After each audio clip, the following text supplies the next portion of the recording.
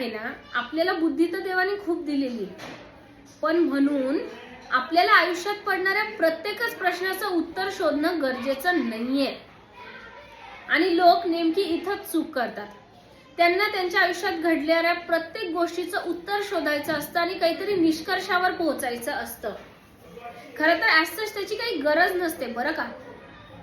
पण तरी सुद्धा म्हणजे जसं उदाहरणार्थ झोपेत एखाद्या माणसाला एखादं स्वप्न पडलं की त्याला स्वप्नात ना एखादा साप दिसला किंवा काहीतरी असं दिसलं, असं काहीतरी लगेच लोक घाबरून जातात आणि दुसऱ्या दिवशी नाही. आता मी न्यूमरोलॉजिस्ट आहे म्हणून अनुभव सांगते की मग लोक मला सांगतात मॅडम आम्हाला ना अशी स्वप्न खूप पडतात, तशी स्वप्न खूप पडतात, असं खूप होतं, तसं खूप होतं. किंवा मग माझ्या आयुष्यात ना ते असं एक गोष्ट घडून गेलेली आहे आणि आता मला तुम्ही सांगा की माझ्या आयुष्यात ते तसं का घडलं.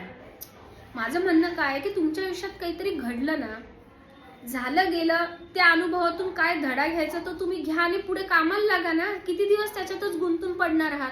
पण नाही, यांना यांची बुद्धी खर्चच करायची असते आणि शोधच घ्यायचा असतो. काय गरज आहे, काही अडलंय का, ठीक आहे, त्याच्यातून तुम्हाला काहीतरी धडा मिळण्यासाठी ती गोष्ट किंवा ती घटना घडून गेली असेल, ती घटना त्याच्यातून जे तुम्हाला म्हणजे काय म्हणता येईल, जो सध्या तुम्हाला बोध झालेला आहे ना तो पण पुरेसा आहे.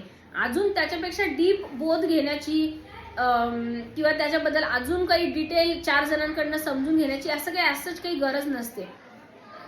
पण लोकांना उगाच डोकं लावायचं असतं.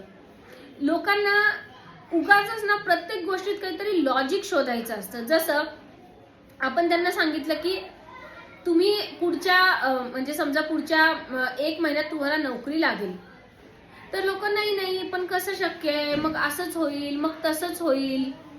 म्हणजे आपले जे लिमिटेड बिलीफ आहेत ते लिमिटेड बिलीफ सिस्टीमचं म्हणजे मर्यादित, ज्याला आपण म्हणतो ना की मर्यादित आपली विश्वासाची जी भावना आहे, तर ती इथे निगेटिव्हली काम करते या लॉजिकच्या मागे. आणि त्यामुळे काय होतं ना, आपल्याला बऱ्याच म्हणजे गोष्टी मिळवण्याची जी मानसिक दृष्टी आपल्याला स्वतःला तयार करायचं असतं, स्वतःची सायकोलॉजी तयार करायची असते, ती आपल्याला तयार करता येत नाही.